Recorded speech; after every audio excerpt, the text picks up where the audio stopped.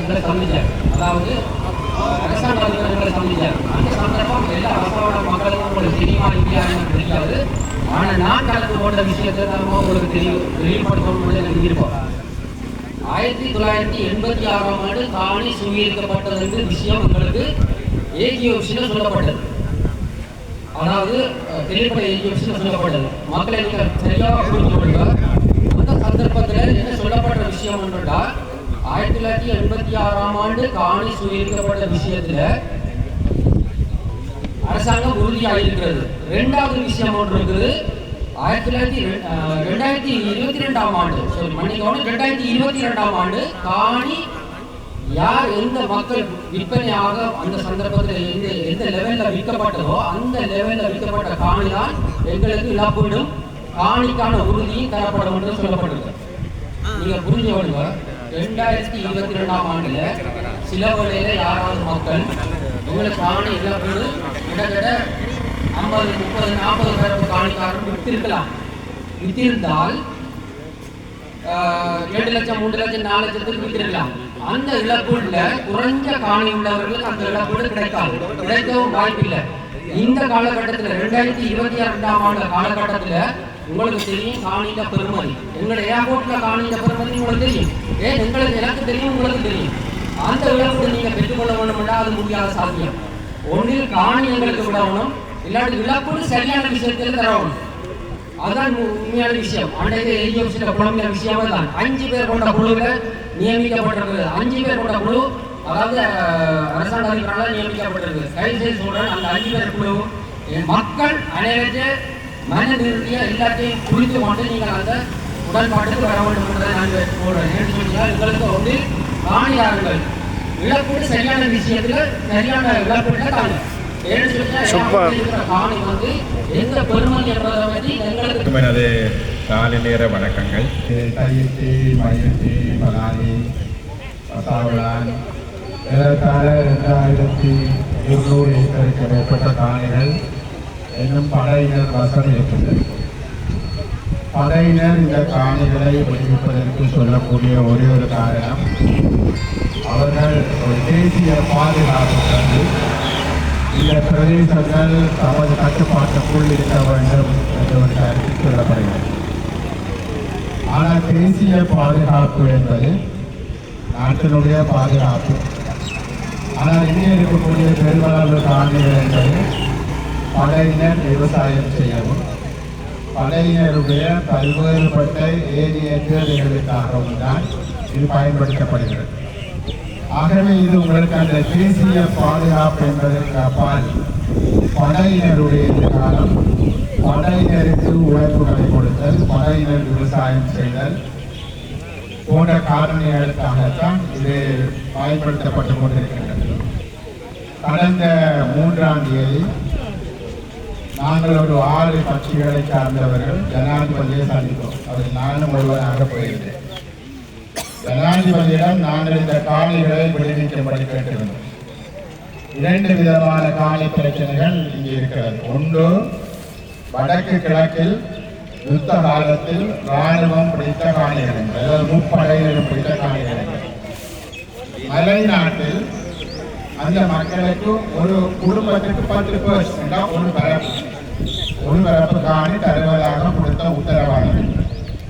ஆகவே இந்த 2 விதமான காணிகள், ஒன்று மலையக மக்களுக்கு ஏறத்தாழ 1.5 லட்சம் குடும்பங்களுக்கு 10% அளவிலான காணி அங்கு கொடுத்தால்தான் அவர்கள் அந்த மண்ணில் ஒரு கொட்டிலையோ வீட்டையோ கட்டி சீவிக்கலாம் என்பது. 2வது, வடக்கு கிழக்கில் இராணுவம் பிடித்து வைத்திருக்கக்கூடிய காணி கடந்த 17 வருஷங்களாக யுத்தம் முடிந்து விடுவிக்கப்படவில்லை என்பது. அப்படி நாங்கள் கேட்டதற்கு அவர் சொன்ன பதில் என்னவென்றால், நாங்கள் படையினிடம் விடுவிக்கக்கூடிய காணிகளினுடைய பட்டியலை கேட்டிருக்கிறோம். அந்த பட்டியல் கிடைத்ததும் இந்த காணிகள் எந்தெந்த காணிகள் பெற முடியுமோ அந்தந்த காணிகள் பெற முடியும். ஆனால் எங்கள் எல்லோருக்கும் ஒன்று தெரியும் என்னவென்றால், இந்த அரசாங்கம் பதவிக்கு வருவதற்கு முன்பாக அவர்களது தேர்தல் விஞ்ஞாபனத்தை நீங்கள் பார்த்தீர்கள் என்றால் அதில் ஒரு விடயம் குறிக்கப்பட்டிருக்கிறது. நாங்கள் ஆட்சி அதிகாரத்துக்கு வந்ததும் வடகிழக்கில் முப்படையினர் வைத்திருக்கக்கூடிய காணிகளையும் விடுவிப்போம் என்பது. ஆனால் இப்பொழுது அவர்கள் சொல்லக்கூடிய விடயங்கள் எந்தெந்த காணிகளை விடுவிக்கலாம் என்று கடந்த 2 வருஷமாக அவர்கள் யோசித்துக் கொண்டிருப்பதை இப்ப சொல்லப்படுகிறது. இதற்கு பிற்பாடு 2 நாட்களுக்கு முன்பாக பாராளுமன்றத்தில் ஒரு கூட்டம் நடைபெற்றது. இந்த பாராளுமன்றத்தில் நடந்த கூட்டத்திலும் என்ன சொல்லப்பட்டிருக்கிறது சொல்லி சொன்னால், காணிகள் விடுவிப்பு தொடர்பாக படையினர் மிக விரைவாக அதற்கான பட்டியலை கொடுக்க வேண்டும், தர வேண்டும் என்ற ஒரு கோரிக்கை தான் இது வைக்கப்பட்டிருக்கிறது. ஆகவே முக்கியமாக இந்த 2 வருஷமாக எந்த காணிகளை விடலாம் விட முடியாது என்ற பட்டியல் கூட ஜனாதிபதியிடம் இல்லை என்றுதான் அவர் சொல்ல வருகிறார். ஜனாதிபதி என்பவர் யார் என்று சொல்லி சொன்னால், அவர் முப்படைகளினுடைய தலைவர். முப்படையினர் என்ன செய்ய வேண்டும் என்ற உத்தரவுகளை வழங்குவது அவர்தான். அவர் வழங்கக்கூடிய உத்தரவுகளை நடைமுறைப்படுத்த வேண்டியது படையினருடைய கடமை. அது யுத்தம் புரியண்டால் யுத்தம் செய்ய வேண்டும், காணி விழந்தால் காணியை விட வேண்டும். ஜனாதிபதி என்ன செய்கிறாரோ அவரது கட்டளைகளை இவர்கள் நிறைவேற்ற வேண்டியது முப்படையினுடைய கடமை. ஆகவே அவர் இந்த 2 வருஷ காலத்திற்குள் அவர் அதனை செய்யவில்லை என்றால் இனிமேல் செய்வாரா என்ற ஒரு பெரிய கேள்வி இருக்கிறது. எங்களுக்கு அதை செய்திக்க வேண்டும் என்றால் நாங்கள் பாரிய அளவில் தொடர்ச்சியான போராட்டங்களை நடத்த தவிர வேறு எந்த விதமான மாற்றமும் கிடையாது. ஜனாதிபதியை சந்தித்ததற்கு பிற்பாடு நாங்கள் எதிர்கட்சி தலைவரை சந்தித்தோம், அதற்கு பிற்பாடு இந்திய தூதரை சந்தித்தோம். அவர்களுக்கும் இந்த பிரச்சனைகளை பற்றி பேசினோம்.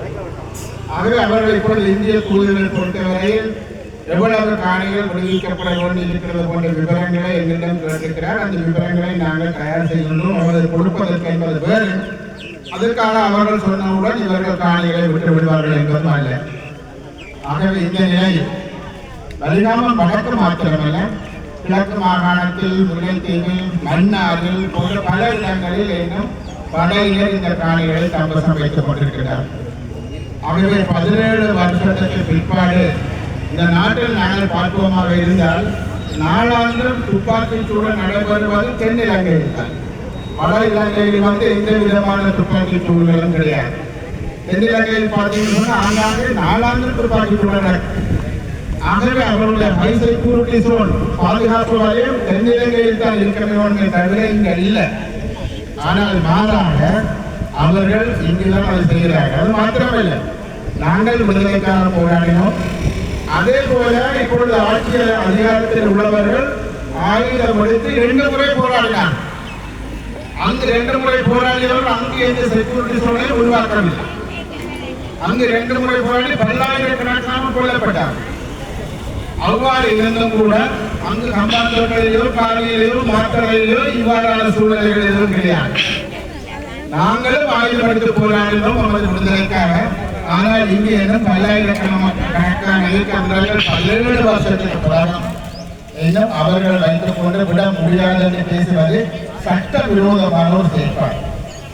இங்கே காணி சுமைகளிக்கப்படாமல், காணி எந்த விதமான காணி உரித்துக்கு உள்ளவர்களுடன் எந்த விதமான பேச்சுவார்த்தை நடத்தாமல் அவர்கள் சட்ட விரோதமாக காணிக்குள் வைத்தியசாலை கட்டுகிறார்கள். இந்த வைத்தியசாலை என்பது 100% சட்டவிரோதமானது. இந்த சட்டவிரோதமான வைத்தியசாலை கட்டுவது என்பது ராணுவ தளபதி ஜனாதிபதி. ஜனாதிபதிக்கு தெரியாமல் பல கோடிகள் செலவு செய்து இங்கு வைத்தியசாலை கட்ட முடியாது. ஆனால் ஜனாதிபதிக்கு தெரியும் சட்டவிரோதமான ஒரு வைத்தியசாலை யாரோ ஒருவருக்கு காணிக்குள் கட்டப்பட்டுக் கொண்டிருக்கிறது. ஆகவே என்னை பொறுத்தவரையில் ஜனாதிபதியும் இந்த சட்டவிரோதமான நடவடிக்கைகளுக்கு உடந்தையாக இருப்பதாகத்தான் தெரிகிறது.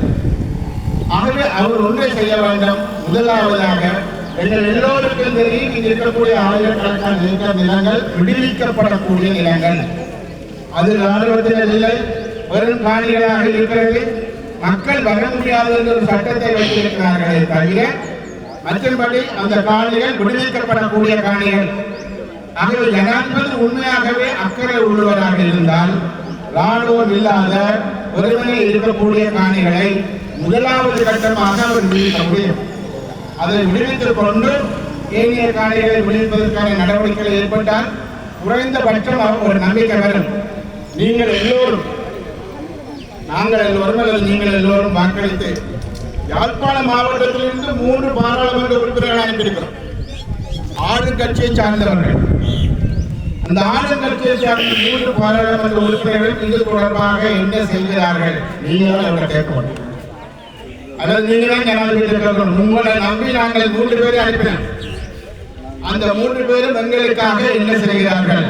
ஒன்றுமே அந்த காணி பிரச்சனை பற்றி என்ன செய்கிறார்கள்? அது உங்களை ஜனாதிபதி ஆக்கினோம். நீங்கள் ஜனாதிபதி ஆகி வார செப்டம்பர் மாதம் 12ஆம் தேதியோட 2 வருஷம் முடியுது. நீங்க 2 வருஷத்துல நீங்கள் என்ன செய்தீங்க? இந்த காணி படிக்கிறதுக்கு இந்த ரோட்டை திறந்து 9 மணி மட்டும் போகலாம், 6 மணி மட்டும். ஆகவே இந்த ரோட்டை திறந்து விட்டது என்பதை தவிர எந்த காணிகளை நீங்கள் வடிவத்திருக்கிறீர்கள் என்ற கேள்வி இருக்கிறது. ஆகவே இதில் எங்களுக்கு இருக்கக்கூடிய ஒரே ஒரு வழி என்பது வெறுமனே இந்த பிரதேசத்தை சார்ந்தவர்கள் அல்ல, காணி பறிகொடுத்தவர்கள் மாத்திரம்தான் போராட வேண்டும் என்பதல்ல. ஒட்டுமொத்தமான மக்களும் இதற்கு அணிதிரள வேண்டும், அணி திரட்டப்பட வேண்டும். ஏனென்று சொல்லி சொன்னால் இதில் மாத்திரம் நாங்கள் காணி பலாலி மயிலட்டி தையத்தி என்பதற்கு அப்பால் பசாவளார் என்பதற்கு அப்பால் வடக்கு மாகாணம் முழுக்க கிழக்கு மாகாணம் முழுக்க இந்த பிரச்சனைகள் இருக்கிறது. ஆகவே நாங்கள் இயன்றவரை நாங்கள் எல்லோரும் அணிதிரண்டு மிகப்பெரிய அளவில் எங்களுடைய போராட்டங்களை முன்னெடுத்து சென்றால்தான் இந்த காணி ஒளிபரப்பு என்பது ஒவ்வொரு அளவுக்கு சாதிக்கப்படலாம். ஆகவே அந்த வகையில் நாங்கள் மாற்றியிருக்கக்கூடிய மக்கள் மாத்திரமல்ல, தொடர்ச்சியான பிரச்சாரங்களுக்காக சொல்லி சொன்னால் யுத்தம் முடிந்து 17 வருஷத்துக்கு பிறகு இந்த போராட்டம் ஆரம்பமாயிடுச்சு. நீங்கள் எதிர்பார்த்து முடப்படும் கிடைக்கும் எல்லாம் எதிர்பார்த்து 7ஆம் கட்டத்தில் தான் இந்த காணி சம்பந்தமான போராட்டம் நடக்கின்றது. ஆகவே இந்த போராட்டங்கள் ஒன்றுபட்டு எல்லோரும் இணைந்து நாங்கள் எல்லோரும் இணைந்து தொடர்ந்து முன்னெடுக்க வேண்டிய பணிகள் அதை நாங்கள் செய்ய வேண்டும், எல்லோரும் இணைந்து அதை செய்வோம் என்று கூறி விடைபெறுகிறேன். நன்றி.